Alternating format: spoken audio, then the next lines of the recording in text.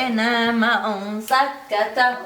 Ai sakinama on sakitai. Tori e horde on migainata. Sabunir minarma on mitonata. Donc, pour ma sauce de gombo sec, je vais mettre un peu de viande hachée. Donc, je vais déposer mon morceau de viande hachée. J'ai aussi du poisson maquereau frais. Moi, j'aime rajouter un petit poisson sardine. Ça donne du goût aussi à ma recette. Donc, si vous voulez, vous pouvez mettre aussi de la viande en morceaux. Moi, je préfère la viande hachée qui est ici comme en plat. Après, je vais rajouter juste un peu de sel. Je vais laisser le temps à ma viande et aussi à mon poisson de cuire. Pendant que tout ceci est en train de cuire, moi je vais venir piler ensemble de l'oignon. Ici j'ai utilisé de l'échalote. Je trouve que ça donne vraiment du goût au thon. Donc je vais mettre un peu d'échalote. Maintenant, lorsque vous êtes en train de faire une sauce gombo au gombo sec ou frais, une sauce de thon, ne mettez pas beaucoup d'oignons dedans, sinon ça va gâter le goût. Donc moi je vais mettre juste un peu d'oignon. Maintenant, rajoutez de l'oignon vert, ça donne du goût à votre sauce.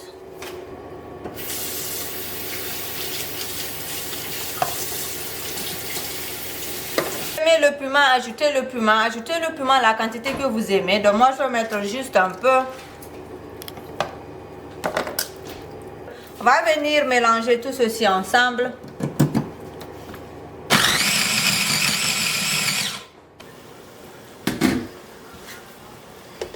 Donc là, c'est bien cuit mes poissons et aussi mon morceau de viande hachée que je veux piler après. Je veux retirer ceci. Je veux couvrir ma marmite d'eau.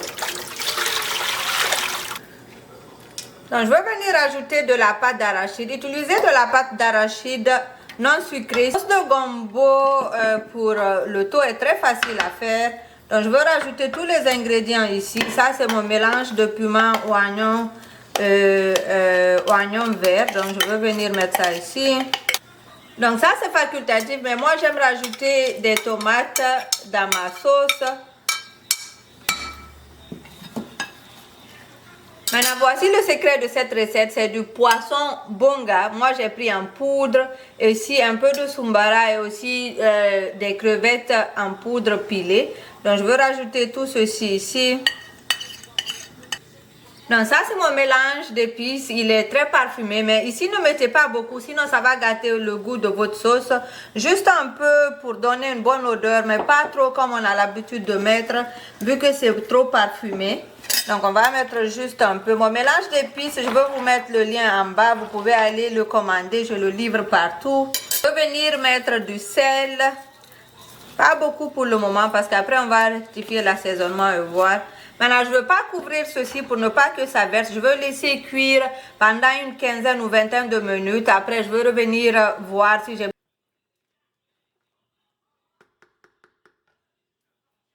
Pendant que ma sauce est en train de cuire, je vais venir retirer les arêtes de mon poisson frais.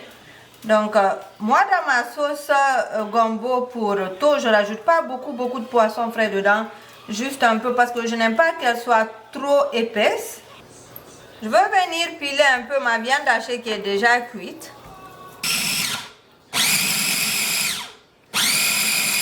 Et je vais venir ajouter la viande hachée.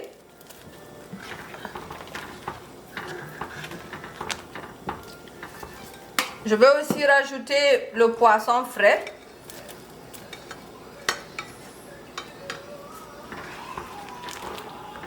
Donc ici, vous pouvez goûter pour voir est-ce que c'est salé à votre goût ou pas. Maintenant ici, ça va dépendre de vous. Si vous consommez le cube, vous pouvez rajouter. Mais moi, je ne consomme pas le cube, donc je vais mettre juste du sel. Maintenant ici, moi, je vais laisser cuire près de 30 ou 35 minutes, juste en vérifiant jusqu'à ce que ma pâte d'arachide devienne bien cuite. Cette partie est très importante. Donnez le temps à votre pâte d'arachide de bien cuire. Donc après, on va passer à l'étape où on a rajouté soit le gombo frais ou le gombo sec en poudre. Donc je reviens tout à l'heure vous montrer cette partie. Donc j'ai laissé ma sauce cuire pendant vraiment une trentaine de minutes. Vous avez vu, le liquide a beaucoup diminué. Maintenant je vais venir rajouter le gombo. Vous pouvez utiliser du gombo frais que vous pilez, vous rajoutez ici. Si vous avez aussi le gombo en poudre comme ça, vous pouvez rajouter ça. Maintenant, si vous utilisez le gombo en poudre, mais coupez le feu pour ne pas que ça pour ne pas que ça fasse des grumeaux. Donc ici, moi, j'ai coupé le feu. C'est pas trop chaud. Je veux venir prendre un fouet et puis rajouter et mélanger au fur et à mesure.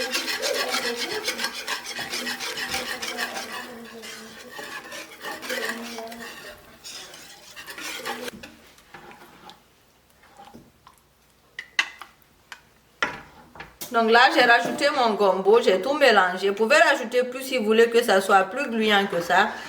Et moi ici, je pense que c'est bon. Je veux faire allumer le feu juste un peu, pas trop fort.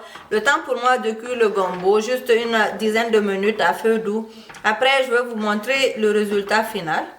Donc ma sauce est prête, on va maintenant passer à l'étape du taux. Le tout, ça va dépendre de vous. Moi, je veux le faire à la poudre de manioc. Donc, je vais venir, j'ai déjà de l'eau qui est en train de bouillir. J'ai ma poudre de manioc ici. Donc, je vais vous montrer les étapes que je veux faire. Donc, je commence toujours par mettre un peu de ma poudre de manioc dans de l'eau. Après, je mélange ceci. Ceci me permet à ne pas avoir de grumeaux dans ma recette.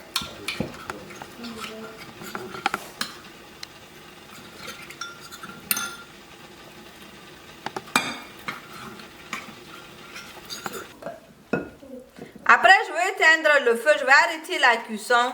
Maintenant, je vais venir rajouter immédiatement mon manioc que j'ai mélangé avec de l'eau. Mais je n'ai pas mis beaucoup, j'ai mis juste un peu. Je vais venir cuire ça juste un peu, pas beaucoup, pas très longtemps. Donc, cette étape nous permet de faire ça rapidement sans avoir des grumeaux. Donc, moi, je vais utiliser ceci pour bien battre mon taux. Mais si vous ne pouvez pas gagner ça, je le gagne en Guinée, ça s'appelle... Welegueru. Mais si vous ne pouvez pas trouver ça, vous pouvez utiliser une spatule en bois. Voilà. Donc ici, ça commence à bouillir. Je vais venir éteindre le feu. Je vais venir ajouter mon manioc au fur et à mesure. Et puis, je vais commencer à tourner immédiatement. Voilà. En ce moment, le feu est éteint pour ne pas faire des grumeaux. Je veux juste essayer de tourner jusqu'à ce que tout le liquide, tout le manioc soit couvert de liquide. Maintenant, n'oubliez pas que j'ai un peu d'eau à côté au cas où si le liquide devient trop petit, je peux rajouter de l'eau. Maintenant, c'est la partie que j'aime pas trop à faire pendant le mois de Ramadan parce que vraiment, c'est du travail physique. Donc, lorsque c'est difficile, appelez votre mari, il va vous aider un peu, surtout si c'est le mois de Ramadan. Donc, moi, monsieur est là, il va m'assister un peu.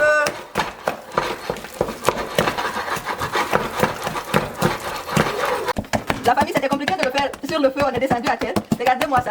Ça, vraiment, c'est un travail physique. Donc, mon thon, il est prêt, je vais venir le servir. Voilà, donc je vais utiliser une louche juste comme ça et puis je vais mettre dans un petit bol.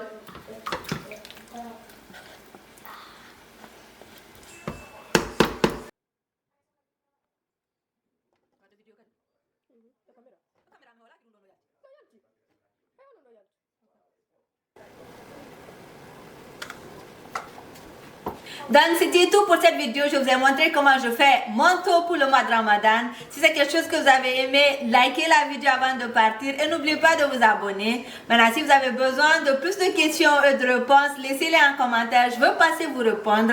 Si vous voulez acheter mon mélange d'épices pour arrêter d'utiliser les trucs industriels, utiliser des choses 100% naturelles qui donnent du goût à vos recettes, je vais vous mettre le lien en bas ou bien vous pouvez m'écrire en privé, je pourrai vous guider sur comment l'avoir. Donc merci beaucoup, on se voit très prochainement pour notre épisode dans ce mois de Ramadan. Merci, bye bye. Je fais